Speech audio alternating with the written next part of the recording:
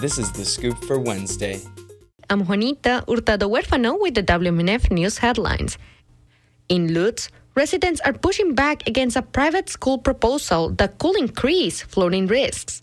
Apex Early Learning Academy is hoping to rezone a 24-acre property near Northdale Mabry and Holy Lane. They want to build a private K-8 school that will serve up to 1,000 students. But community members warn that Holy Lane flooded heavily during Hurricane Milton, and the area might not have the infrastructure for the proposed project. Others worry development is taking over the rural area, which may displace longtime residents. Tampa residents are experiencing a shortage of maintenance workers. That's according to Spectrum Bay News, which reports the shortage is a nationwide problem and mainly driven by retirements and a limited pipeline of skilled workers. Maintenance and repair workers make up about 20% of the real estate workforce. Each year, the industry expects more than 150,000 job openings. In response to the shortage, the Bay Area Apartments Association is creating a free maintenance training academy.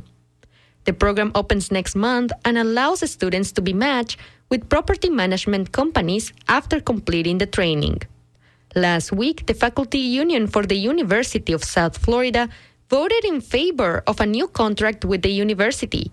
WMNF's Luisa Campos reports the USF Board of Trustees also approved the new contract. The negotiations took 2 years as the previous contract expired in 2024. On May 12, the UFF Bargaining Committee counted 490 faculty votes in favor, 9 votes against it, and 6 votes were invalid. The UFF chapter president Steve Lang and bargaining co-chairs say faculty are unhappy because salaries didn't keep up with inflation, and USF is becoming a less welcoming place. Our bargaining team thought it was the best deal we could get. In other words, that's all USF would agree to. Only 30% of the employees in the bargaining unit voted for the ratification. That number can be concerning because the new Florida law requires unions to have at least half of their members voting for recertification every year. The agreement is canceled if the union gets decertified. They could lay faculty off. They could tell you whatever salary you wanted. They could do away with any benefits that are in the contract. The whole contract is gone. On May 19th, the Board of Trustees approved the contract with no opposition. Now, the agreement is getting revised and signed. For WMNF News, I'm Luisa Campos. In state news, the Florida budget deal reached Sunday night reverses cuts made by the State Department of Health on crucial HIV drugs. Now, WMNF's Chris Young reports HIV advocates are breathing a sigh of relief. The budget agreement restores AIDS drug assistance program eligibility to 400% of the poverty level, brings back covered medications, and funds the program with $75 million. It comes after the Department of Health cut eligibility from 400 to 130% of the poverty level, ended insurance premium assistance, and dropped Biktarvy from the program. It's the most prescribed HIV medication in the country. Esteban Wood is the Director of Advocacy and Legislative Affairs at the AIDS Healthcare Foundation. He calls the deal a relief. What this means is that 12,000 people living with HIV who were sort of left stranded by the Department of Health can breathe a little easier tonight. Legislators plan to approve the budget on Friday and send it to Governor DeSantis.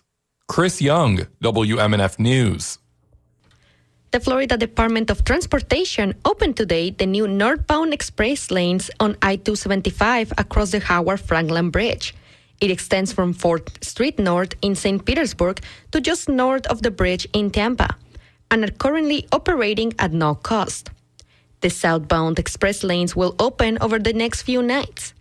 Additionally, FDOT is opening a new 12-foot wide path for pedestrians and cyclists along the Howard Franklin Bridge. The path is separated by a barrier and is 7 miles long. Today, it will be cloudy and humid with thunderstorms and highs in the low 90s. Tonight, it will be rainy and cloudy with lows in the mid-70s. And tomorrow, it will be rainy and humid with highs in the mid-80s. I'm Juanita Hurtado-Huérfano with the WMNF News headlines. This is The Scoop, recorded at WMNF Tampa.